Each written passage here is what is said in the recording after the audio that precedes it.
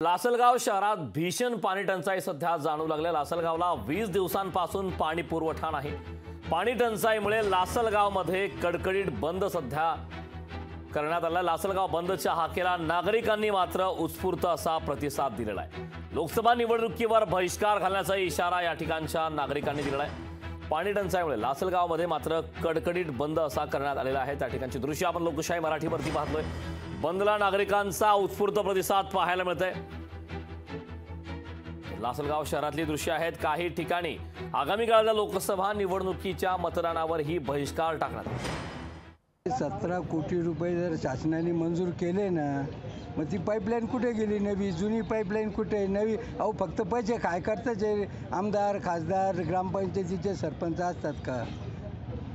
गोष्टी मात्र मोठ्या मोठ्या करतात का आम्ही येऊ करू तू करू। मग पाणीचे का प्रश्न? आज 2-3 महिन्यापासून लासलगावला पाणी नाही आहे आणि लासलगावचे पुढारी काही झोपले काही? गोरगरिबाला 160 आणि 200 रुपयाला पाण्याची एक टँकर घ्यावा लागतो। महिन्यामध्ये जर 10 टँकर घेतले तर पैसे जातात किती?